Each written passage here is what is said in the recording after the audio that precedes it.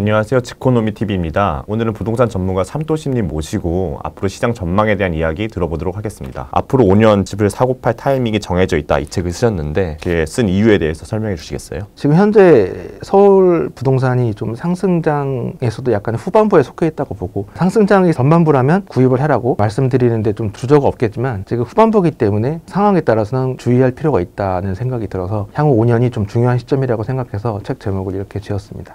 그러면 지난해 부동산 시장을 짧게 정리한다면 좀 어떻게 보시나요? 1986년부터 서울 부동산 데이터를 보면은 이전에는 6년 이상 연속으로 상승한 적이 한 번도 없었거든요. 그런데 지금은 2014년부터 2020년까지 7년 연속 상승을 하고 있습니다. 원래는 한 번 상승을 시작하면 그 인허가 물량이 늘어나서 그게 이제 5, 6년 차 되면 입주 물량으로 이어져서 상승을 이제 막아왔었는데, 실제로 2019년과 20년에 입주 물량이 서울이 꽤 많았었습니다. 그런데 뭐 평상시대로면 부동산 상승이 멈췄어야 됐는데 2017년 파리 대책 때문에 다주택자들의 양도세가 중과되면서 매물이 나오는 통로가 좀 일정 부분 막혔고, 또 주택 임대사업자 등록이 활성화되면서 매물이 많이 막혀버렸죠. 임대차 입법 때문에 전세가가 빠르게 상승하면서 좀 최장기간 상승에 좀 동력을 제공해주는 꼴이 된 한 해가 되었다, 이렇게 좀 평가해 봅니다. 지금 서울 집값이 너무 올라서 거품이 아니라는 지적도 많잖아요. 사실 저는 이제 서울 부동산은 지금 거품이 맞다, 거품이 맞으나 거품의 정점까지는 아직 갈 길이 남았다, 이렇게 얘기를 주변에도 하고 있거든요. 그렇게 판단하는 이유는 과거 중장기 하락장,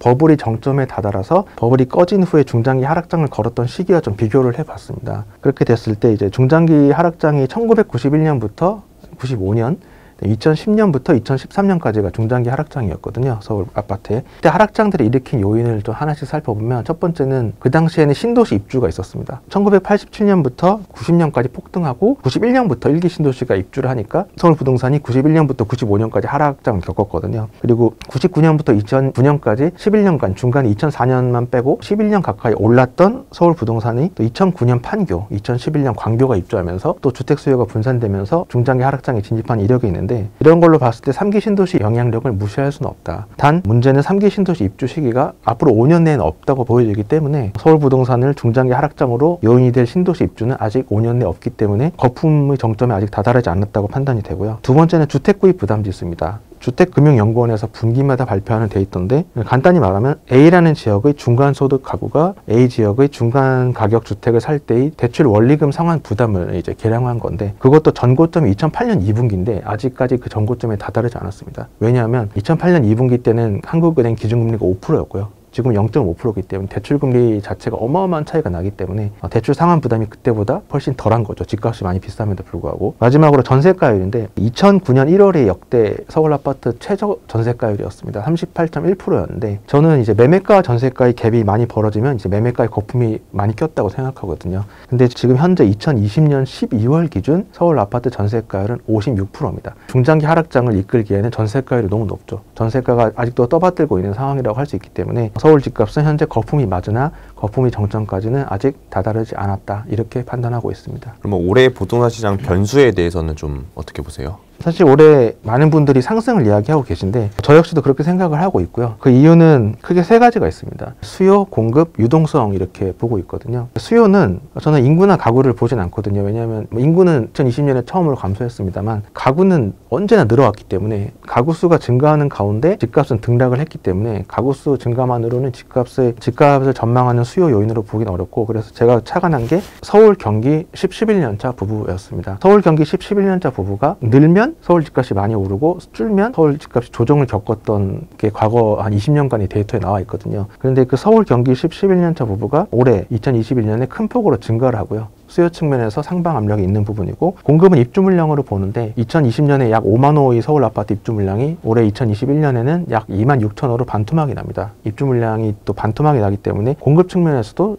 집값을 밀어올리는 상방 압력이 있고, 마지막으로 유동성인데, 유동성은 제가 M1과 M2를 봅니다. 그 M1 나누기 M2를 보는데, M1 나누기 M2가 높다는 건 이제 거의 이자를 받지 않고 거의 현금으로 예치해 놓은 돈이 크다는 의미이기 때문에 자산 시장에 언제든지 바로 투입될 수 있는 유동성의 진성 에너지라고 보거든요. 근데 M1 나누기 M2 M2 비율이 지난 36년간 서울 아파트가 5% 이상 상승한 13년 중에 11년이 M1 나누기 M2 비율이 29% 이상이었습니다. 그런데 현재 M1 M2 비율이 지금 35.9%입니다. 역대 최고치거든요. 유동성의 금액 자체도 크지만 진성에너지, 바로 현금으로 끌어서 자산시장에 투입할 수 있는 그 비율도 역대 최고치입니다. 따라서 이 유동성이 최고인 상황에서 수요가 서울, 경기 11년차 부부로 대표되는 수요가 증가하고 입주 물량은 줄고 거기에 3기 신도시 토지 보상금까지 가세하기 때문에 21년은 좀 상당히 상방 압력이 높은 해가 아닌가 싶고요. 다만 여기서 한 가지 변수가 있다면 올해 6월 1일부터 종부세와 양도세가 크게 오르기 때문에 그 전까지 다주택자 또는 고가주택 보유자가 얼마나 매물을 토해낼지가 관건이고요. 거꾸로 말하면 6월 1일 이후는 다시 그 매물이 잠김 현상이 다시 발생할 수 있다. 서울 경기 10년에서 11년차 부부를 거기를 보는 이유가 있나요? 서울 경기 11년차 부부가 2008년부터 감소 전환을 했거든요. 서울 집값도 2009년에 정점 찍고 감소 전환을 했고 서울 경기 11년차 부부가 2014년부터 다시 증가하기 시작했습니다. 그런데 서울 집값도 2014년부터 상승 전환을 했거든요. 그리고 서울 경기 11년차 부부가 2019년에 큰 폭으로 감소를 했는데 그때 상반기에 집값이 또 조정질이 겪었죠. 거의 증가와 감소의 방향을 거의 함께 하고 있는 모습이기 때문에 굉장히 그 상관 개수를 뽑아봤는데 그 어떤 계층보다도 서울 집값과 같이 움직이는 수요층이 서울 경기 11년차 부부였습니다. 그래서 그들의 증감폭으로 좀 앞으로의 시장을 전망하는데 좀 많이 도움이 될 것 같고 또 이제 굉장히 그 촘촘히 많이 시행되는 규제 때문에 서울은 지금 투자 수요보다 실수요가 이끄는 계층이라고 보는데 서울 경기 11년차 부부가 첫 아이가 초등학교 들어갈 무렵이 되기 때문에 대표적인 실수요 계층이라고 판단을 했습니다. 서울 경기 11년차 부부의 이제 영향력이 갈수록 줄어들지 않겠느냐 그런 의견을 다양한 곳에서 얘기를 할 때 조금씩 그런 반론이 있었고 그 부분은 사실 아직까지는 그런 경향을 발견을 못했거든요. 다만 말씀하신 대로 2014년부터 결혼이 줄기 시작했고 2024년부터는 그 11년차 부부도 굉장히 급감을 하는데 반대로 이제 혼인을 안 하기 때문에 이제 그분들이 1인 가구가 미치는 영향. 사실 근데 저는 1인 가구는 아직까지는 아파트의 국민 평형의 34평형 아파트의 실수요 계층은 제가 아니라고 보고 있거든요. 그분들은 1인 가구는 아무래도 좀 아파트도 있겠지만 뭐 오피스텔이나 좀 다양하게 분산이 되기 때문에 제가 보는 서울 아파트에 대한 영향력은 아직은 크지 않다고 판단하고 있습니다. 이제 서울 아파트 시세가 서울 경기 11년차 부부와 굉장히 유사한 방향성을 보여왔기 때문에 서울 경기 11년차 부부의 증감은 현재까지는 계속 눈여겨볼 팩터로 보여지고요. 입주 물량은 전세가에 더 영향을 많이 미칩니다. 다만 이제 입주 물량이 전세가에 영향을 많이 미치는데 그런 반론이 있죠. 야, 입주가 2010년부터 13년까지 입주가 적었는데 서울 아파트는 떨어졌잖아. 다만 전세가에 영향을 많이 미쳤습니다. 그 당시 전세가는 굉장히 가파르게 올랐고요. 전세가도 매매가에 어느 정도 간접적 영향을 미친다고 봤을 때 입주 물량을 좀 계속 눈여겨볼 필요는 있다고 보여집니다. M1 나누기 M2 지표. M1 나누기 M2 지표가 높았던 해는 서울 아파트가 대부분 많이 올랐던 해와 일치하거든요. 그래서 M1 나누기 M2 지표도 그런 측면에서 눈여겨보실 필요가 있다. 물론 M1 나누기 M2 지표는 현행 지표이기 때문에 앞으로의 시장을 전망하는데 어려움이 있지만 현재와 같이 M1 나누기 M2 지표가 역대 최고치를 달리고 있다면 상승 탄력은 앞으로도 당분간 계속된다고 해석을 해볼 수가 있고요. 주택구입 부담 지수는 저는 이제 가계의 주택구입 부담 여력을 좀 보는 용도로 활용합니다. 왜냐하면 그 집값을 금리와 소득으로 보고 이제 원리금 상환 부담을 나타내는 건데 중장기 평균보다 높지만 정점까지는 아직도 차이가 있기 때문에 가계의 주택구입 부담 여력 측면에서도 아직 버블이 중반부지만 버블이 정점까지는 가지 않았다고 판단하는 근거가 되었고요.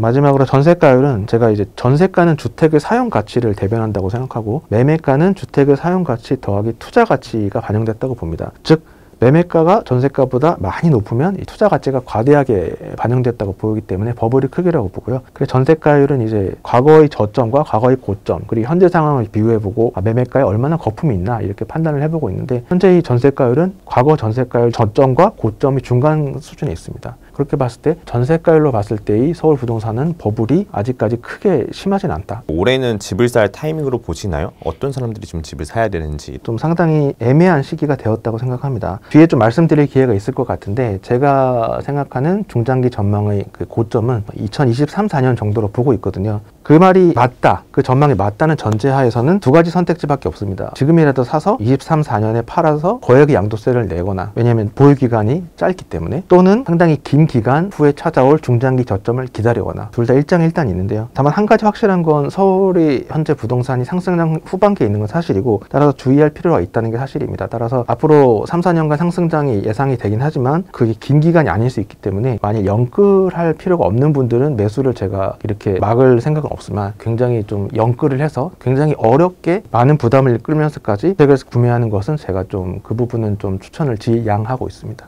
이상 치코노미 TV였습니다. 감사합니다. 감사합니다.